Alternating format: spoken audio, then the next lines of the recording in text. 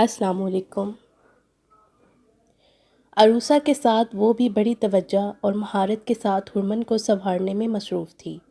آج عروسہ نے تمام کلائنٹس کے لیے پارلر بند کر دیا تھا، کوئی بکنگ نہیں رکھی تھی، لہٰذا بہت اطمینان سے وہ اسے دلہن بنا رہی تھی۔ منزہ کی موجودگی میں ماحول خوشگوار بھی تھا۔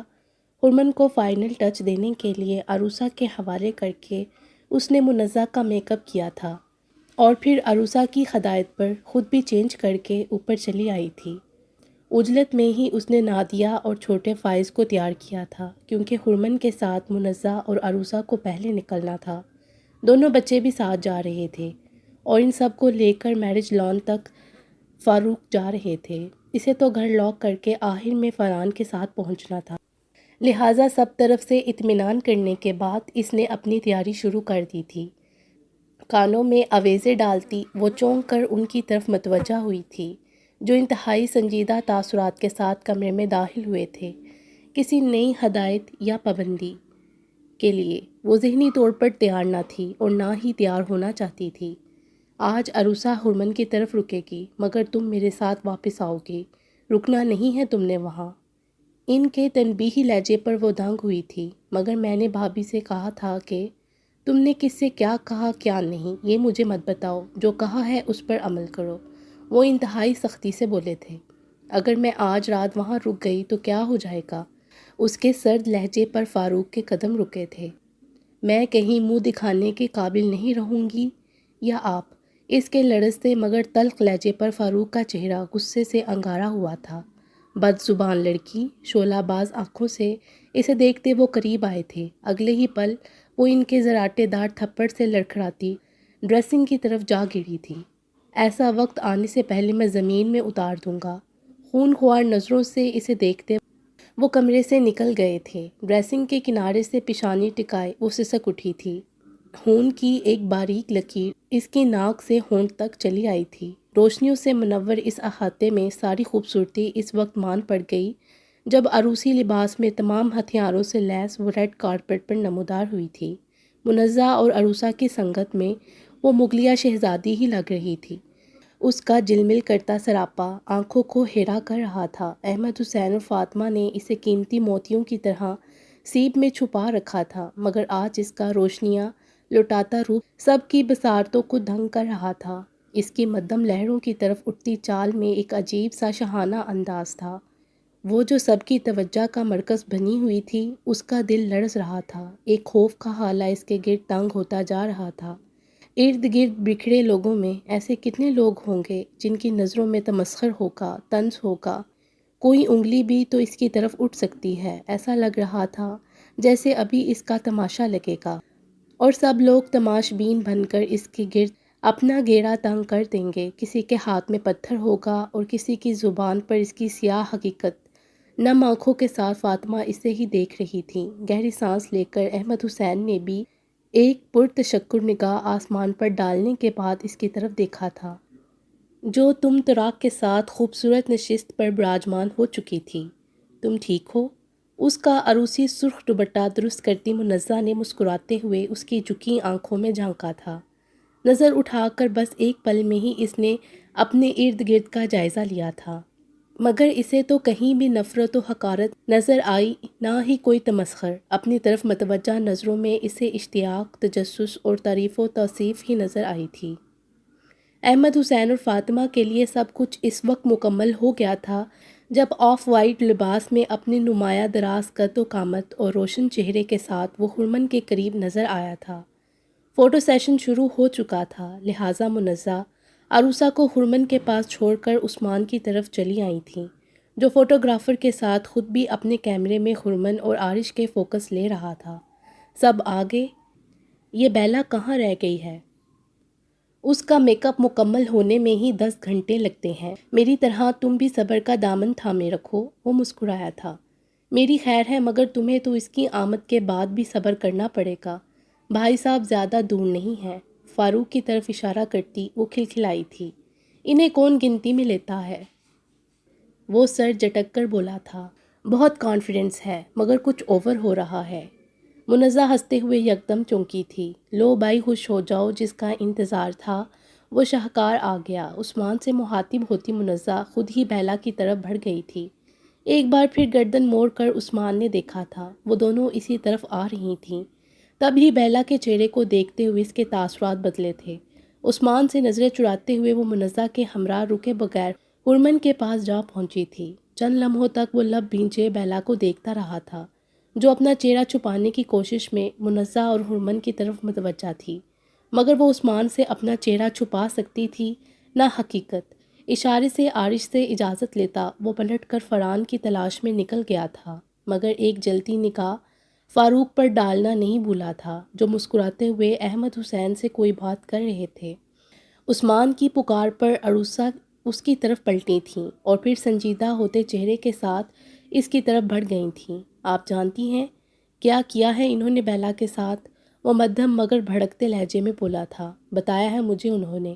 بیلا نے ان کے ساتھ زبان درازی کی تھی۔ اس سے نظر ملائے بغیر وہ کمزور لہجے میں بولی تھیں۔ زبان درازی کی تھی تو زبان کاٹ دیتے، اس کی گلا کاٹ دیتے۔ وہ بڑکا تھا، وہ بہن ہے ان کی، ان کو جو ٹھیک لگے گا وہ کریں گے۔ عروسہ نے غصیلی نظروں سے اس کے سرخ چہرے کو دیکھا تھا۔ میرے سامنے دوبارہ یہ بات مت دہرائیے گا۔ آج کے بعد بیلا پر اگر کوئی ہاتھ اٹھا تو میں اس ہاتھ کو توڑ کر پھینک دوں گا۔ اس کے خون خوار لہجے سے زیادہ اس کے چہرے پر پھیلے اشتعال نے عروسہ کو کنگ کر دیا تھا۔ ساکت نظروں سے وہ اسے دیکھ رہی تھیں، جو ان کے سامنے سے ہٹ گیا تھا۔ وہاں وہ تمہارا انتظار کر رہا ہے، جلدی جاؤ، پریشان مت ہو، میں یہاں سب سنبھال لوں گی۔ منزہ کے گوشیانہ لہجے پر وہ جو تذبذب میں مبتلا تھی، اقتباس میں سر ہلاتی اس کی جانب بڑھ گئی تھی، جہاں بالکل الگ تھلگ موجود مصنوعی آبشار جگمگا رہا تھا۔ آبشار کی خوبصورتی کو نمایاں رکھنے کے لیے آبشار کے ارد گرد ہی بس فینسی لائٹس موجود تھیں۔ ان کی روشنی بس آبشار تک ہی محدود تھی، اس جگہ پر چہل پہل نہیں تھی۔ شاید اسی لیے عثمان نے اسے یہاں بلایا تھا۔ آبشار سے کچھ ہی فاصلے پر اس کے قدم رک گئے تھے۔ دائنی جانب درخت کے چوڑے تنے سے پشت لگائے وہ اسے ہی دیکھ رہا تھا، جو نظر جھکائے سامنے آ رکی تھی۔ مدھم ہوا سے اس کی پیشانی پر بکھرے نرم تراش شدہ بال گہری چوٹ کے نشان کو اس کی نظروں سے اس وقت بھی نہیں چھپا سکے تھے۔ روشنی یہاں بہت زیادہ نہیں تھی، مگر وہ تو پہلے ہی دیکھ چکا تھا کہ اس کے رخسار پر انگلیوں کے نیلے نشان چھپے ہیں، جن کو میک اپ سے چھپانے کی کوشش کی گئی تھی۔ مجھ سے کوئی سوال مت کرنا، لرزتے لہجے میں بولتے ہوئے بیلا نے نظر اٹھا کر اسے دیکھا تھا۔ کوئی سوال پوچھنے کی کسر نہیں رہی ہے، میں انگاروں پر لوٹ رہا ہوں تمہاری حالت دیکھ کر۔ مینچے لہجے میں بولتے ہوئے اس نے بیلا کا ہاتھ تھام کر قریب کیا تھا۔ عثمان سرائے سے اس کے سینے پر ہاتھ رکھتے ہوئے بیلا نے فاصلہ قائم رہنے دیا تھا۔ کیوں؟ اس بے حس انسان کی نفرت تم سمیٹ سکتی ہو مگر میری محبت نہیں۔ وہ مشتعل ہوا تھا، مجھے ابھی وہ حق حاصل نہیں ہوا۔ اسے نظر چراتی وہ مدھم لہجے میں بولی تھی۔ تو پھر ٹھیک ہے، فیصلہ کن لہجے میں بولتے ہوئے عثمان نے دھیرے سے اس کے دہکتے رخسار پر ہاتھ رکھا تھا۔ کل کا سورج تمہارے سارے حق دے کر ہی غروب ہوگا، اس کی بھیگی آنکھوں میں دیکھتا وہ قطعی انداز میں بولا تھا۔ پھولوں کی مصور کن مہک نے اس کے حلوت کو کچھ جادو بخش دیا تھا، جس کا توڑ نہیں تھا۔ اس کے ارد گرد جاں بجاں گلابوں کے دلکش رنگ پھیلے تھے، ایک ایک پنکھڑی سرمست تھی، خوشگن لمحوں کے نشے میں ڈوبی تھی۔ ماحول کی ساری دلکشی، سارے رنگ اس کے وجود سے منسوب تھے، جس کا ہوش اڑاتا رنگ و روپ پھولوں کو بھی مات دے رہا تھا۔ چاندنی اس کی آنکھوں میں اتری ہوئی تھی، انچھوا کانچ جیسا وجود مشق کے بو میں جیسے ڈوب کر ابھرا تھا، اور اس کی سانسیں تک روک گیا تھا، جو پتہ نہیں کتنے لمحوں تک بس ساکت نظروں سے اس کے جھلکتے حسن کی رعنائیوں کو دیکھ رہا تھا۔ ہرمن کو ایک بار پھر اپنا دم گھٹتا محسوس ہوا تھا، بس ایک پل کو اس نے اپنے بھاری پلکیں اٹھائی تھیں، اس کے بعد یہ کام کرنے کی ہمت نہیں کر سکی تھی۔ اس کے چہرے سے نظر ہٹائے بغیر وہ اس کے قریب ہوا تھا۔ اس کی پیشانی پر نمایاں ہوتا دودھیائے نشان نگاہوں کو مرغوب کرنے کے لیے کافی تھا، مگر آج اس کا دبدبا عارش کو زیر زبر کرنے والا نہیں تھا۔ یہ سچ تھا کہ اس کی دودھیائی روشنی آنکھیں چندیا رہی تھیں، اسے حد میں رہنے کی تنبیہ کر رہی تھی، مگر اب ایسا ممکن نہیں تھا، کیونکہ ہر حد توڑنے کا اختیار اب وہ رکھتا تھا۔ دل اور نظر پر لگے ہزاروں پہرے آج ایک ایک کر کے ہٹنے والے تھے۔ پہلی بار چاہتوں کی شدت سے بے اختیار ہو کر مگر پورے استحقاق کے ساتھ اس نے دہکتے ہوئے ماہ نم کو اپنے ہونٹوں میں جذب کر لیا تھا۔ یہ کیفیت، یہ لمس پرکیف تھا۔ وہ اپنے آپ کو بھولنے لگا تھا۔ اس ماہ نم کی چاندنی وہ آہستہ آہستہ اپنے دل میں اترتی محسوس کر رہا تھا، جس کے کونے کونے میں جذب ہوتی چاندنی اسے سرشار کر گئی تھی۔ ایک عجیب سا سرور عارش کی خمار زدہ آنکھوں میں اتر آیا تھا، مگر اس کی جگمگاتی پیشانی کو بھی شاید یہ گستاخی برداشت نہیں ہوئی تھی۔ جب ہی تو اس پر پڑتی باریک شکنیں عارش کی نگاہوں سے چھپی نہیں رہ سکی تھیں۔ ہرمن کا چہرہ بے تاثر تھا، مگر سنگترے کی کاشوں جیسے اس کے لب لرز اٹھے تھے۔ اس بھرپور لمس پر وہ کہاں واقف ہوئی تھی؟ قریب موجود شخص کی شدتوں سے، جس کی سلگتی سانسیں اس کی پیشانی کو جھلسا گئی تھیں، جس کی پرتپش گہری نگاہیں اس کے چہرے کو دہکا رہی تھیں۔ اگر یہ عارش ہے تو بھی وہ اس عارش کو نہیں جانتی تھی۔ یہ تو کوئی اور تھا جو اسے اپنے وجود میں سمٹ جانے پر مجبور کر رہا تھا، جس کی نگاہیں اسے کہیں چھپ جانے پر اکسا رہی تھیں۔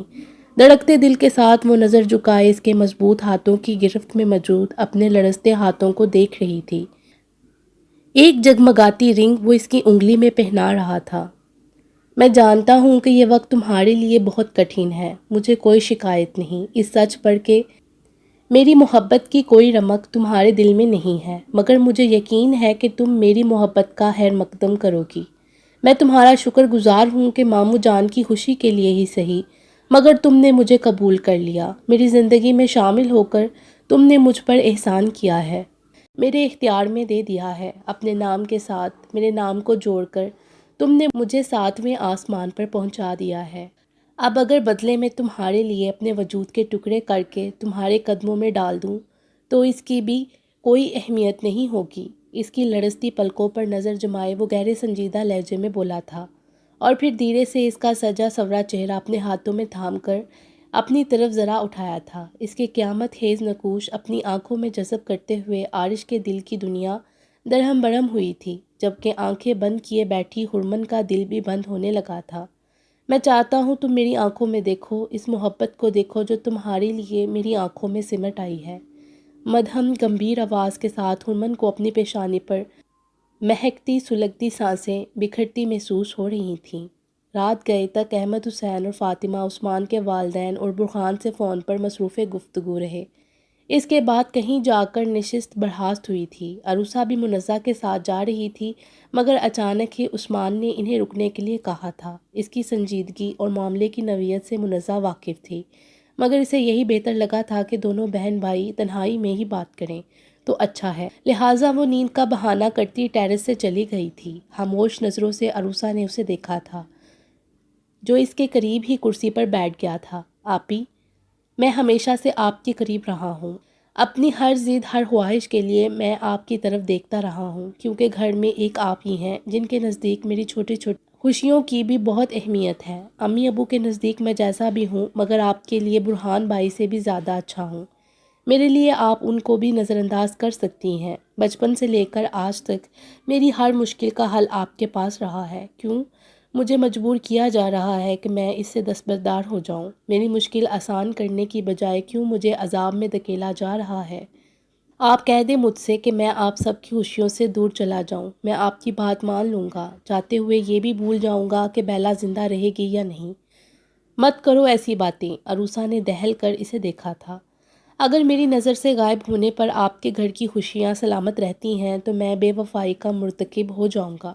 بیلا سے کیا ہر وعدہ توڑ کر میں اپنا سیاہ چہرہ اس کے سامنے بھی نہیں لاؤں گا۔ امی ابو کو لگتا ہے کہ میں خود غرض ہو کر اپنی ہی بہن کا گڑھ توڑنے کا گناہ کر رہا ہوں۔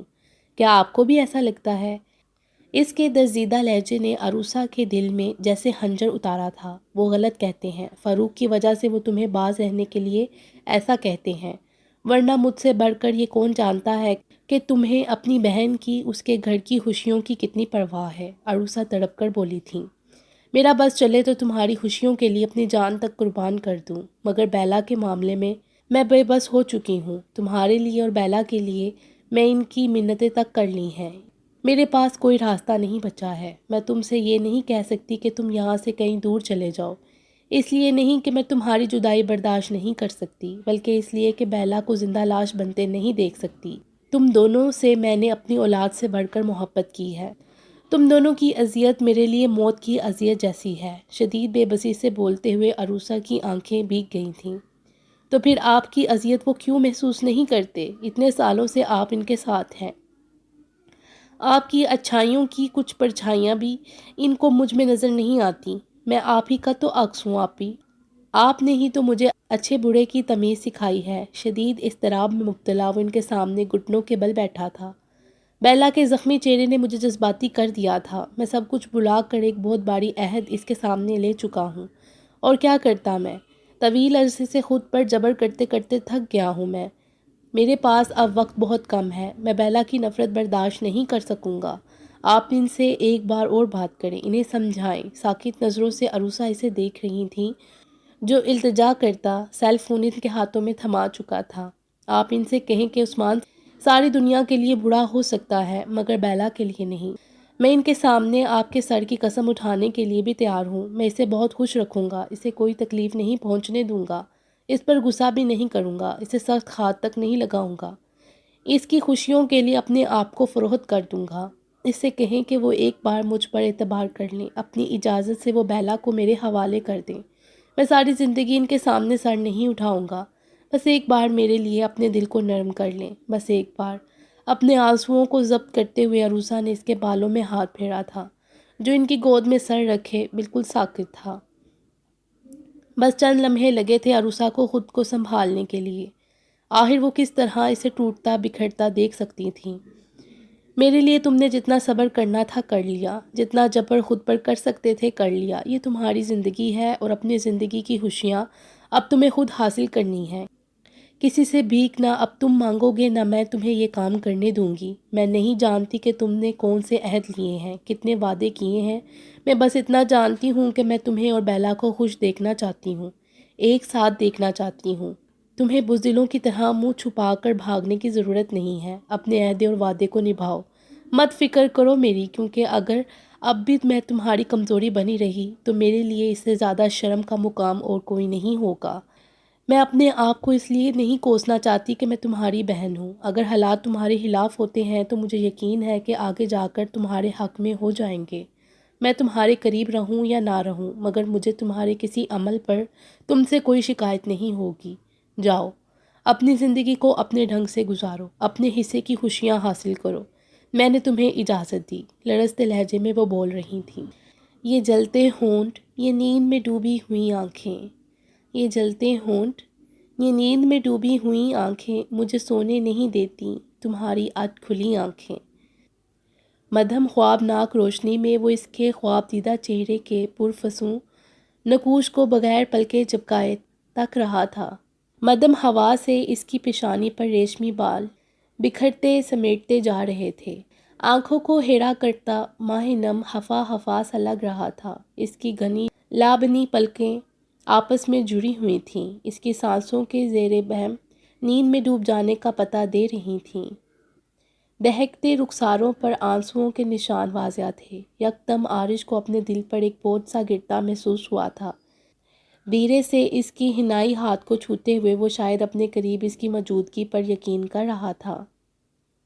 جب اس کی بند پلکوں پر جنبش ہوئی تھی، وہ یہی تو چاہتا تھا۔ ابھی وہ اس پر اپنی محبت کی شدت واضح ہی کہاں کر پایا تھا، مگر محبت کو عیاں کرنے کے لیے یہ رات بھی تو بہت مختصر تھی۔ اس کی جلتی پیشانی پر ہاتھ رکھتے ہوئے عارش نے اس کی مکمل وار ہوتی سرخ آنکھوں کو دیکھا تھا، مگر وہ فوراً ہی آنکھیں بند کرتی چہرہ دوسری سمت پھیر گئی تھی۔ عارش کی بجھتی آنکھیں اس کی گردن تک آ ٹھہری تھیں۔ شاہ رگ پر واضح دودیا نشان بھی اتنا ہی سرد مہر دکھائی دیتا تھا جتنا کہ وہ دشمن جان تھی۔ دوسرے دن گھر میں ہی ولیمے کا اہتمام بہت سادگی سے رکھا گیا تھا، جس میں مصطفیٰ حسین اور عروسہ کی فیملی کے علاوہ عارش کے چند دوست موجود تھے۔ رات میں ہی احمد حسین اور فاطمہ کو مصطفیٰ حسین کے ہمراہ سرگودا کے لیے روانہ ہو جانا تھا۔ انہی تیاریوں میں آدھا دن گزر گیا تھا۔ کھلے دروازے سے اندر داخل ہوتے ہوئے اس نے خود کو نارمل رکھنے کی کوشش کی تھی۔ لاؤنج میں موجود عروسہ کے دونوں بچے ٹی وی پر کارٹون دیکھنے میں مصروف تھے۔ اس وقت وہ عروسہ کا تو سامنا ہی نہیں کرنا چاہتی تھی کہ ان کی نظریں تو اس کے چہرے کو اچھی طرح پڑھ لیتی تھیں۔ دبے قدموں کے ساتھ وہ کچن کی طرف بڑھی تھی۔ اسی وقت منزہ خود ہی کچن سے برآمد ہو گئی تھی۔ اب فرصت ملی ہے تمہیں؟ کہاں تھیں اب تک؟ میری کال بھی ریسیو نہیں کی تم نے؟ شکایت کرتے ہوئے منزہ نے اس کا ہاتھ پکڑے کچن میں چلی گئی تھی۔ کیا ہوا، اتنی خاموش کیوں ہو؟ منزہ کو یکدم ہی کچھ عجیب سا لگا تھا۔ بس ایسے ہی، تمہیں تو سب پتہ ہے، اسے نظریں ملائے بغیر بیلا نے کہا تھا۔ جو ہوا اسے بھول جاؤ، محبت میں بہت طاقت ہوتی ہے، یہ سب کچھ موافق کر دیتی ہے۔ اس کے شانے کو تھپتھپاتے ہوئے منزہ نے جیسے ہمت بڑھائی تھی۔ تم کس کے ساتھ آئی ہو؟ منزہ کے سوال پر وہ ایک پل کو گڑبڑائی تھی۔ فاران کے ساتھ آ رہی تھی تو راستے میں عارش اور عثمان مل گئے، وہ مجھے یہاں ڈراپ کر گئے ہیں۔ کیا؟ وہ دونوں تمہیں یہاں چھوڑ کر پھر کہیں چلے گئے؟ منزہ دنگ ہوئی تھی۔ تمہیں بتاؤں عارش کی حرکت؟ صبح سے یہ وقت ہو گیا ہے، اپنی نئی نویلی دلہن کو چھوڑ کر وہ ایسا بھاگا ہے کہ پلٹ کر اس بیچاری کی خبر تک نہیں لی ہے۔ عارش کے ساتھ عثمان بھی غائب ہے۔ مجھے معلوم ہوتا کہ وہ دونوں تمہیں گیٹ پر ڈراپ کرنے آ رہے ہیں تو میں وہیں پہنچ کر طبیعت صاف کر دیتی دونوں کی۔ ہرمن کہاں ہے؟ بیلا نے پوچھا تھا۔ اپنے کمرے میں، ٹیمپریچر ہے اسے، سو رہی ہے، تم ذرا جا کر اسے بیدار کرو۔ اس نے دوپہر میں کھانا نہیں کھایا تھا، میں کھانا گرم کر کے لاتی ہوں، کچھ کھا کر ٹیبلٹ لے گی تو طبیعت بہتر ہوگی۔ شام کو پھر سب جمع ہوں گے ولیمے کی دلہن کو دیکھنے۔ منزہ کے مسکراتے لہجے پر وہ خود بھی مسکراتی کچن سے نکل گئی تھی۔ ہلکی سی دستک کے ساتھ بیلا نے کمرے میں پہلے جھانکا تھا اور پھر کمرے میں داخل ہو گئی تھی۔ کھڑکیوں کے ریشمی پردوں سے چھن چھن کر ڈھلکتی دوپہر کی نرم دھوپ کمرے کو کسی حد تک روشن کر رہی تھی۔ پھولوں کی خوشگوار مہک نے کمرے کے ماحول کو مزید پرسرار اور سحر انگیز سا بنا رکھا تھا۔ چند لمحوں تک وہ مبہوت سی کھڑے نفاست سے سجے کمرے میں گلابوں کی سجاوٹ کو دیکھتی رہی تھی۔ کنگ سائز بیڈ کے گرد موجود گلاب کی بے شمار لڑیوں کو فی الحال ایک طرف ہٹا دیا گیا تھا۔ بیلا کو ایک ایک پھول تر و تازہ اور شبنم میں بھیگا دکھائی دیا تھا۔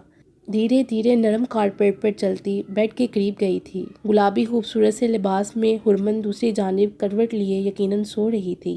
اس کے شانے پر سجی چوٹی میں موتیوں کی سفید کلیاں پروئی ہوئی تھیں۔ چوڑی دار تنگ پجامے میں اس کے نازک پیروں کی مہندی کچھ اور ہی زیادہ نکھر گئی تھی۔ بیلا کو اس پر رش آ رہا تھا، کتنے اعزاز کے ساتھ، کتنی محبتوں اور دعاؤں کے حصار میں وہ عارش کی زندگی میں داخل ہوئی تھی۔ دل میں اٹھتی ٹیسوں کو ضبط کرتے ہوئے اس نے دھیرے سے ہرمن کے ہاتھ کو ہلا کر پکارا بھی تھا۔ نیند سے گلابی ہوتی ہمار آلودہ آنکھوں سے اس نے بیلا کے مسکراتے چہرے کو دیکھا تھا اور اگلے ہی پل کچھ جنپے انداز میں اٹھ بیٹھی تھی۔ اب وقت ملا ہے تمہیں؟ حسب عادت دوپٹہ پیشانی سے گراتی وہ مدھم آواز میں شکایت کر رہی تھی۔ اب پچھتا رہی ہوں کہ جلدی کیوں نہیں آ سکی، تمہیں جی بھر کر دیکھ تو لیتی۔ مسکراتی نگاہوں سے بیلا نے اسے دیکھا تھا جو خاموشی سے اپنے شانے سے گھر آئی چوٹی کو ٹھیک کر رہی تھی۔ بیلا کی نظریں اس کے چہرے پر نہیں ٹھہر رہی تھیں، دل چاہ رہا تھا کہ اس کے حسین روپ کو بس دیکھے ہی جائے۔ کتنا فرق تھا کل اور آج میں، کل کی نازک کلی آج کے کھلے ہوئے گلاب کی طرح شاداب نظر آ رہی تھی۔ ایک شخص کی محبت نے اس کے روم روم کو نکھار دیا تھا، آج تو اس کے وجود سے اٹھتی مصور کن مہک بھی بدلی اور انوکھی تھی۔ ہرمن، کہیں میری نظر ہی نہ لگ جائے تمہیں؟ محبت سے ملگوب ہو کر بیلا نے اسے گلے سے لگایا تھا۔ تم میری دوست نہیں، بہن بھی ہو، تمہاری نظر کیسے لگ سکتی ہے مجھے؟ مدھم آواز میں ہرمن نے اسے گڑکا تھا۔ پتہ ہے تمہیں دیکھ کر مجھے کچھ پوچھنے کی ضرورت ہی نہیں رہی ہے، اندازہ ہو رہا ہے کہ عارش تم سے کتنی محبت کرتا ہے۔ بیلا کے مسکراتے معنی خیز لہجے پر ہرمن کا چہرہ سنجیدہ ہوا تھا، مگر اس کے رخسار دہک اٹھے تھے۔ منزہ خواہ مخواہ بیچارے عارش کی گمشدگی پر غصہ ہو رہی ہے، قصور تو اس کی دلہن کا ہے جس کی قیامت خیز جلوے اس بیچارے کو صبح ہی صبح گھر سے بھاگنے پر مجبور کر گئے۔ بیلا شرارتی لہجے میں بولتی ہنسی تھی۔ چپ رہو، ہرمن نے خفگی سے اسے دیکھا تھا۔ اچھا یہ بتاؤ تمہاری طبیعت کو کیا ہو گیا؟ مجھے نہیں پتا، پھر کسے پتا ہے؟ عارش کو؟ بیلا نے شرارت سے اسے دیکھا تھا۔ گھور کیوں رہی ہو؟ جلدی سے بتاؤ، کیا پیش کیا حضرت نے تمہاری خدمت میں؟ بیلا کے ڈپٹنے پر اس نے اپنا ہاتھ اس کے سامنے کر دیا تھا۔ زبردست، عارش کی چوائس کو داد دینی پڑے گی۔ توصیفی نظروں سے بیلا اس کی رنگ کا جائزہ لے رہی تھی جب یکدم ہرمن نے اس کا وہی ہاتھ تھام لیا تھا۔ تمہارے ہاتھ میں یہ کیسی رنگ؟ تم تو رنگ پہنتی نہیں ہو، ہرمن نے حیرت سے پوچھا تھا۔ پہلے یہ بتاؤ کیسی لگ رہی ہے؟ سنجیدہ سی مسکراہٹ کے ساتھ بیلا نے پوچھا تھا۔ بہت پیاری لگ رہی ہے، تمہارے ہاتھ میں بہت سج رہی ہے۔ مجھے یاد آ رہا ہے ایک بار تم نے کہا تھا کہ اگر تم نے کبھی رنگ پہنی تو وہ رنگ وہی ہوگی جو عثمان تمہیں دیکھا۔ ہرمن نے جانچتی نظروں سے اس کے بدلتے تاثرات دیکھے تھے۔ اسی نے یہ رنگ مجھے پہنائی ہے۔ بیلا کی آواز بہت مدھم تھی۔ کب؟ ہرمن حیران تھی۔ یہاں آنے سے کچھ دیر پہلے۔ کیا مطلب؟ ہرمن الجھی تھی۔ اس وقت کوئی سوال نہ کرنا ہرمن، میں جواب نہیں دے سکوں گی۔ بیلا کے لرزتے لہجے پر ہرمن کو کچھ کہنے کا موقع نہیں ملا تھا کہ کمرے میں منزہ کی آمد ہو گئی تھی۔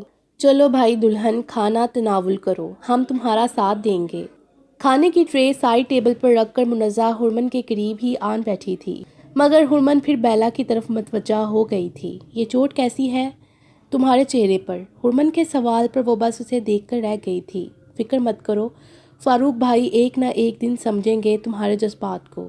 چھوڑو اس ذکر کو، اب ان کے کچھ سمجھنے یا نہ سمجھنے سے ہمیں کوئی فرق نہیں پڑنے والا۔ بیلا کے تلخ لہجے سے زیادہ اس کے جملے نے ہرمن کو چونکا دیا تھا، مگر وہ مزید کچھ نہیں بولی تھی۔ پتہ نہیں کتنا وقت ہو چکا تھا، مگر وہ اب تک ٹیرس پر کھڑی دور اس آہنی گیٹ کو دیکھ رہی تھی جس کا پھاٹک وقتاً فوقتاً آنے جانے والی گاڑیوں کے لیے اٹھ رہا تھا۔ فاطمہ اور احمد حسین جا چکے تھے، اسے بہت ساری تسلیوں اور دعاؤں کے سہارے چھوڑ کر۔ ان کے جانے کے بعد بھی اس کے آنسو نہیں رکے تھے۔ ان دونوں کے بغیر یہاں کچھ بھی تو باقی نہیں رہا تھا۔ ایسا لگ رہا تھا سب کچھ ختم ہو گیا ہے، دل کے اندر بھی اور باہر بھی۔ اپنے ارد گرد تنہائی کا احساس مزید اسے وحشت میں مبتلا کر رہا تھا۔ منزہ اور عارش ان تینوں کو سی آف کرنے گئے تھے۔ ہرمن کو ساتھ آنے سے احمد حسین نے روک دیا تھا۔ عمرے کے لیے جاتے وقت بھی انہوں نے اسے ایئرپورٹ ساتھ جانے سے روک دیا تھا، ظاہر ہے اس لیے کہ اس کے آنسو برداشت نہیں کر سکتے تھے۔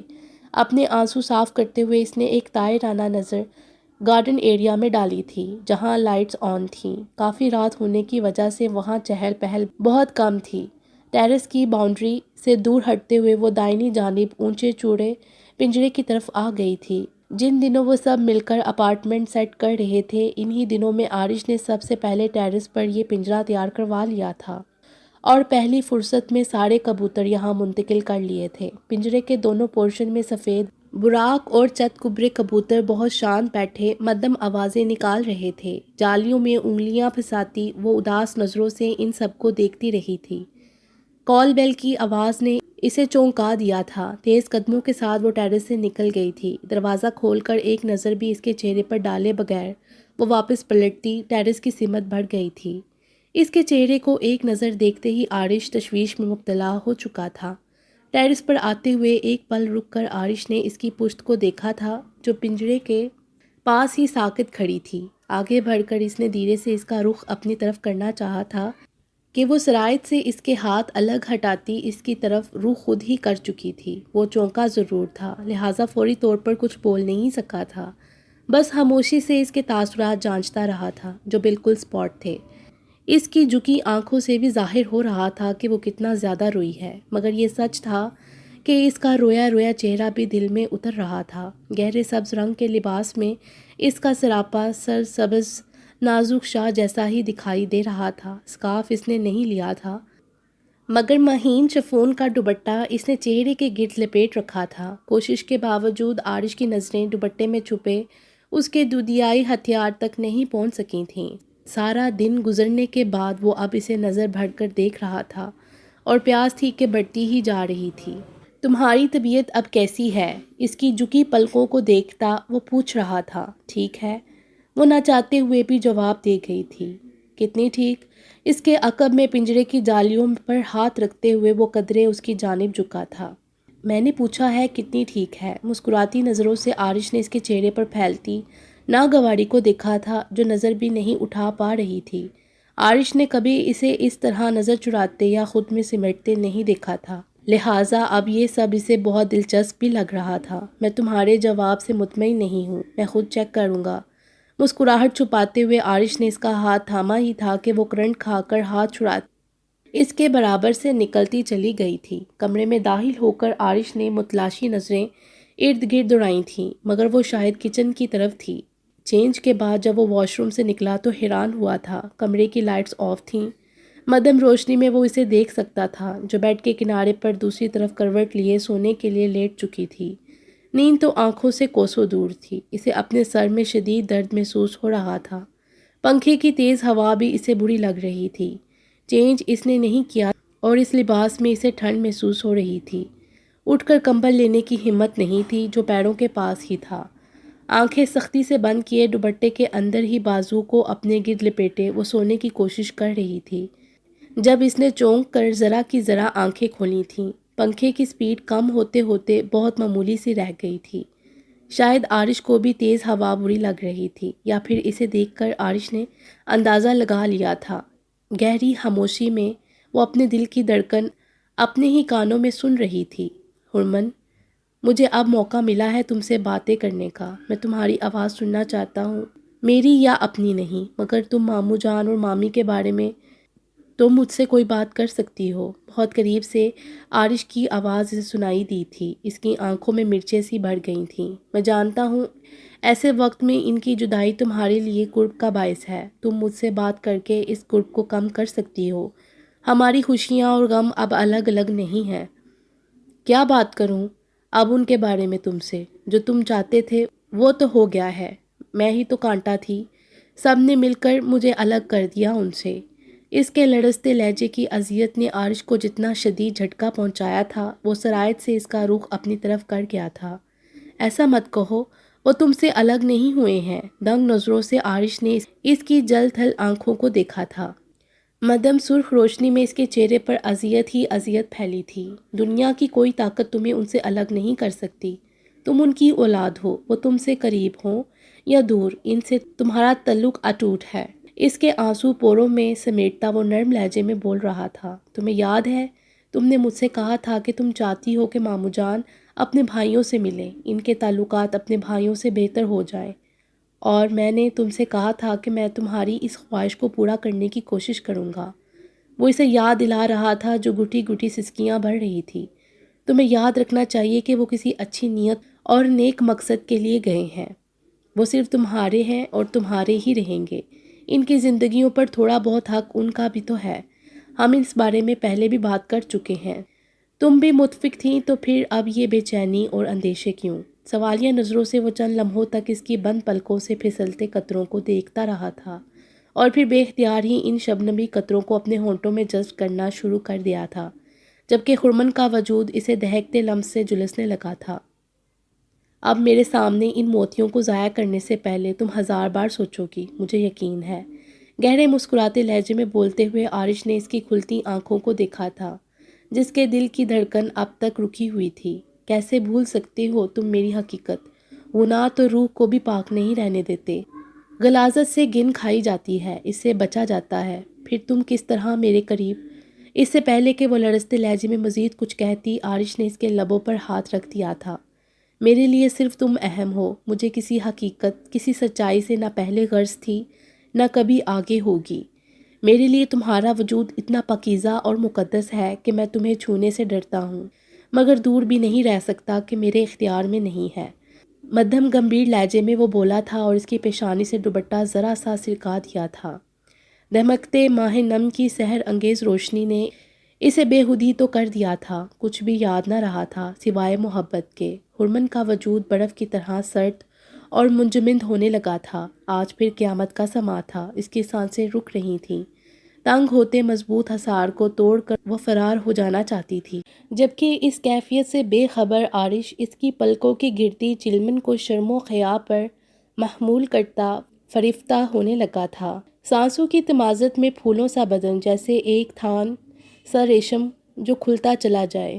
محجوب سے چہرے پر موتی، وہ پسینے کے ہونٹوں سے کوئی جن کو بس چنتا چلا جائے۔ کھڑکی سے ذرا سڑک کے پردے سے راستہ بناتی دھوپ خواب دیدہ چہرے تک آن پہنچی تھی۔ ادھ کھلی آنکھوں کو دھوپ سے بچاتے ہوئے اس نے وال کلاک کی سمت دیکھا تھا، اور اگلے ہی پل اس کی نیند غائب ہو گئی تھی۔ سرایت سے اٹھتے ہوئے اسے حرمن کی غیر موجودگی کا احساس ہوا تھا، اور یہ بھی کہ وہ اتنے دن چڑھے تک بے خبری کی نیند سوتا رہا تھا۔ گیلے بالوں پر ٹاول پھیرتا وہ سائڈ ٹیبل پر چیختے سیل فون کی طرف بڑھا تھا، اور عثمان کی کال ریسیو کر لی تھی۔ تم زندہ ہو؟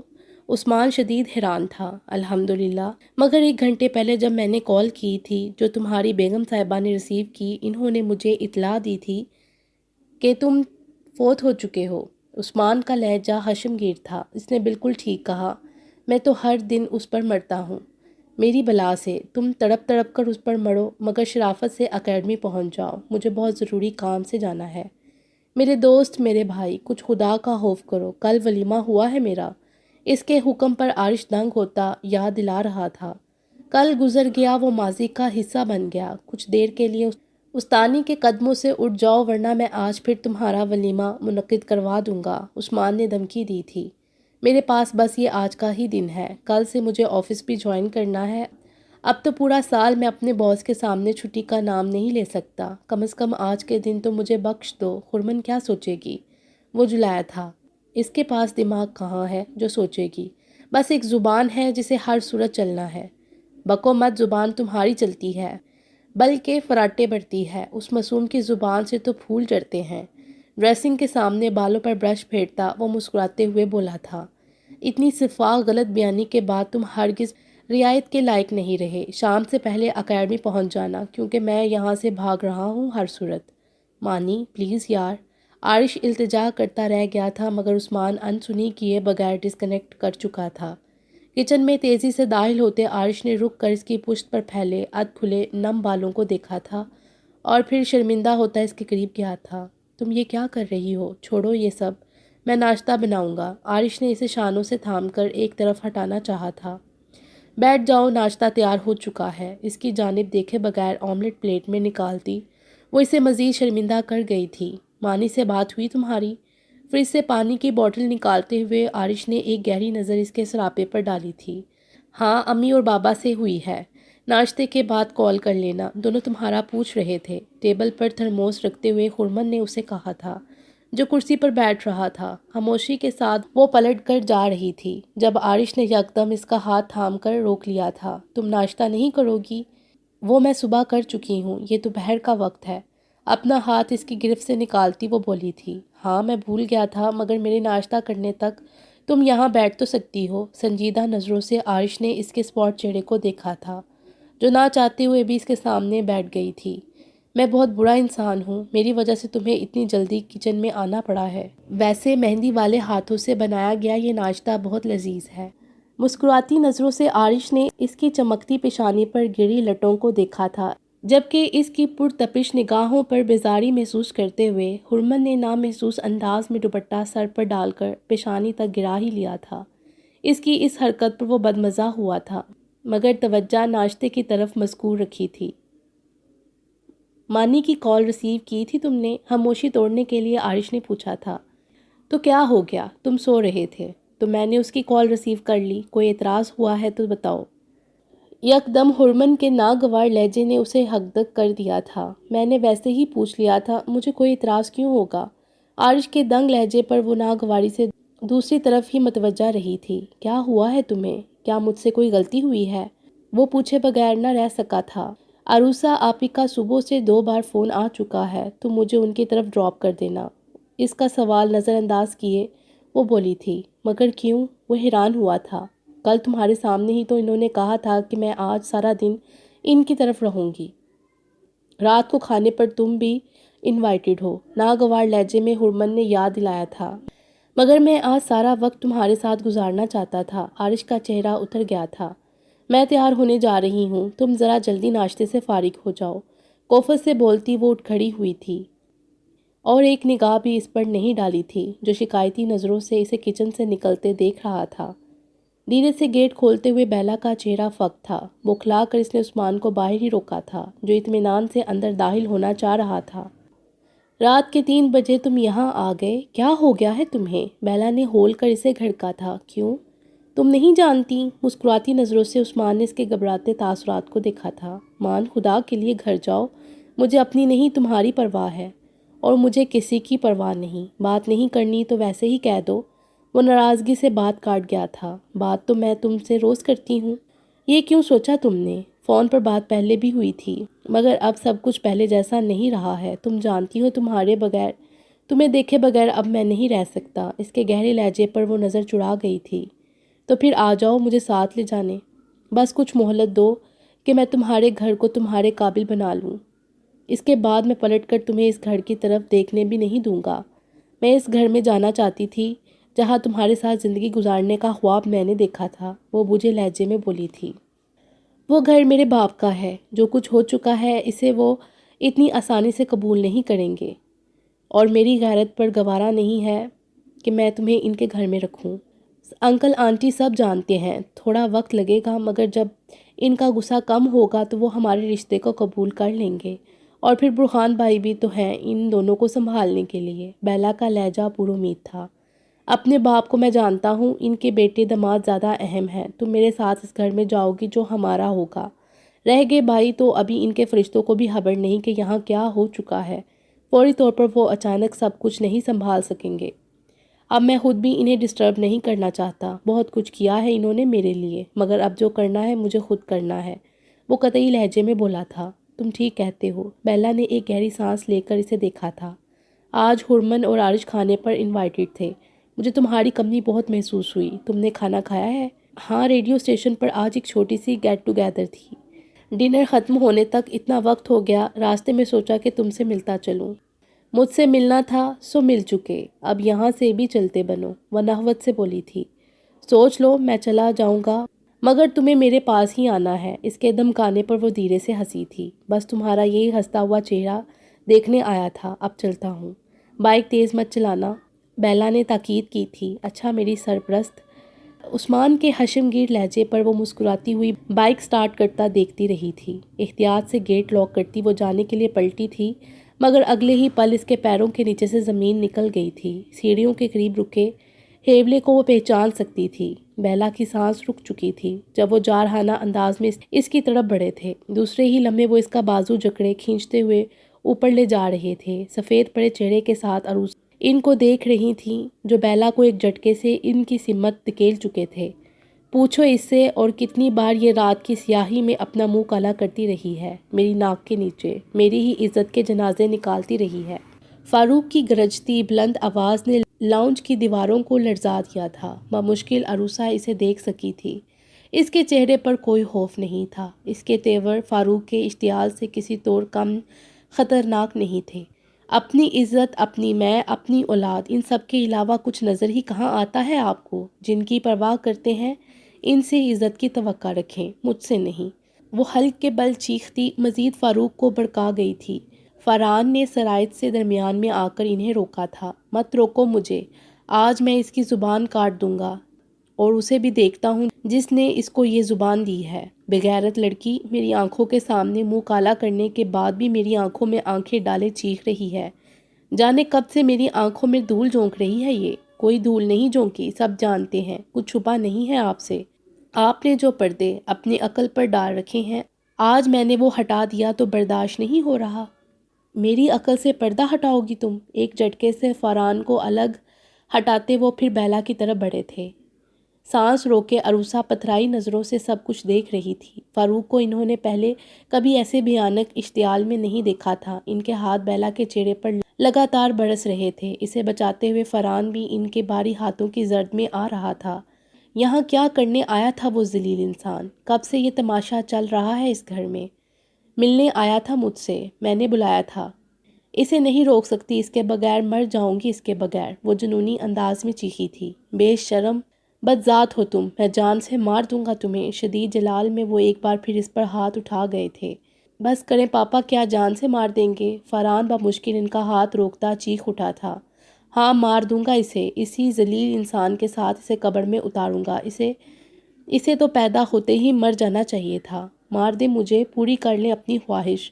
میرا وجود آپ کے لیے نفرت ہی نفرت ہے۔ آج تک آپ سے مجھے نفرت اور حقارت کے سوا ملا ہی کیا ہے؟ آپ نے کبھی مجھے انسان بھی نہیں سمجھا۔ کیا حیثیت دی ہے آپ نے مجھے اپنے گھر میں؟ کونے میں پڑے ایک کوڑے دان کی اہمیت بھی مجھ سے زیادہ ہے۔ شرم آتی ہے مجھے آپ کو اپنا بھائی کہتے ہوئے۔ میرے لیے آپ کی زبان پر زہر کے علاوہ کچھ نہیں ہوتا۔ کسی بہن کو آپ جیسا بھائی نہیں ملنا چاہیے۔ میرا آپ سے کوئی رشتہ نہیں ہے، نامحرم ہے آپ میرے لیے، وہ ہذیانی انداز میں چیختی فاروق کے غصے کو آسمان تک پہنچا گئی تھی۔ تم اسی قابل تھی کہ تم سے نفرت کی جائے، بے حیثیت رکھا جائے۔ وہ محرم ہے جسے رات کے اندھیرے میں ملاقاتوں کے لیے بلایا تھا۔ ہاں وہ محرم ہے، وہی مجھ پر سارے حق رکھتا ہے، یہ حق میں نے اسے دیا ہے۔ رات کی تاریکی میں ہی نہیں، اسے دن کے اجالے میں بھی میرے ساتھ آنے سے کوئی نہیں روک سکتا، آپ بھی نہیں۔ بے خوفی سے چیختی وہ جیسے دھماکے کر چکی تھی۔ کیا کر چکی ہو تم؟ فاروق کا چہرہ لال ببوکا ہوا تھا۔ وہ میرا شوہر ہے۔ اور کیا کچھ جاننا چاہتے ہیں؟ بیلا کی گونجتی آواز عروسہ کے وجود سے جان نکال گئی تھی۔ جو آپ نے شروع کیا وہ میں نے ختم کر دیا ہے، وہ گرائی تھی، مگر اگلے ہی پل اس کی گردن فاروق کے ہاتھوں کے شکنجے میں جکڑ گئی تھی۔ اسے اپنا دم گھٹتا محسوس ہو رہا تھا۔ ابھی آپ کے پاس وقت ہے، مار ڈالیں مجھے، میں بھی دیکھتی ہوں کیا منہ دکھائیں گے آپ میرے ماں باپ کو جو مجھے آپ کے سہارے چھوڑ گئے تھے۔ ان کو بھی مجھ پر رحم نہیں آیا تھا۔ کاش وہ مجھے اس دنیا میں نہ لاتے، لے آئے تھے تو آپ جیسے بے حس انسان کا محتاج بنا کر نہ چھوڑ جاتے۔ آپ کے سینے میں کچھ نہیں ہے سوائے پتھروں کے ڈھیر کے۔